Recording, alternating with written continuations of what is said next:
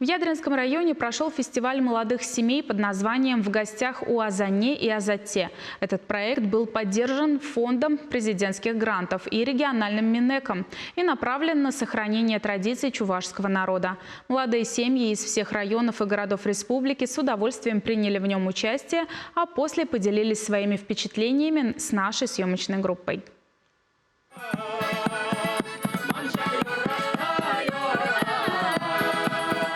В старинную атмосферу жизни своих предков, познакомиться с национальными традициями, песнями и крестьянским бытом XIX века посчастливилось 26 семьям из всех районов и городов Чувашии.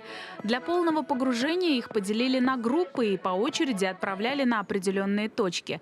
Пока одни знакомились с выдающейся личностью Аркадия Айдака в школьном музее, другие проходили мастер-класс по изготовлению чувашской куклы-оберега «Неразлучники». Мы с Парижского района. Никак не ожидали, что он такой способный. Кажется, можем. Очень интересно, очень увлекательно. Можно позаниматься также с детьми. У нас 3 детей. Один из них очень маленький. Побыть с супругой сегодня на таком прекрасном мастер-классе – это просто чудо какое-то. Вдвоем. В это же время третья группа туристов знакомилась с бытом чувашского крестьянина XIX века в одноименном музее. Здесь участникам фестиваля предложили в полной мере ощутить, как раньше жили наши предки, а именно напилить дров, принести воды из колодца, а также узнать о том, как рубашка в поле выросла. Коноплю и лен одинаково обрабатывали, выдергивали с корнями, связывали в снопы, корни срезали и молотили. Затем на мялке мяли, трепали после просушки. Вот таким образом. После заготовку еще долго толкли пестом в ступе вместе с подругами или другими членами семьи. Расчесывали специальной расческой из кабаньей щетины и самую тонкую часть волокна, можно сказать пушок, собирали на прялку. А уже после долгими вечерами умелыми руками скручивали в нитку.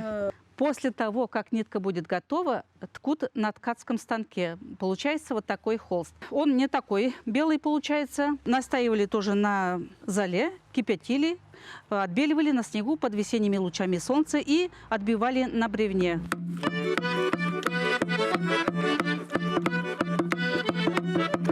Кульминацией праздника стал мастер-класс по приготовлению чувашского национального блюда «Хуран-кукли» – вареников с творогом и зеленью. Действительно дружелюбно, атмосферно.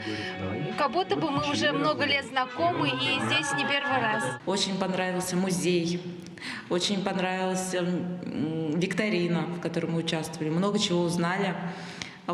И огромное спасибо Союзу женщин Чувашии, организаторам всем. Нам очень понравилось. Мы не пожалели, что свой выходной день провели здесь. До декабря следующего года на базе музея в рамках грантового проекта также должны будут провести 2 обрядовых национальных праздника – Молозева, когда телится корова и у нее появляется первое молоко, а также Чувашский Новый год – Сургури. В Союзе женщин Чувашии уверены, что такой уникальный проект поможет сплотить молодые семьи республики и передать забытые многими национальные традиции следующим поколениям.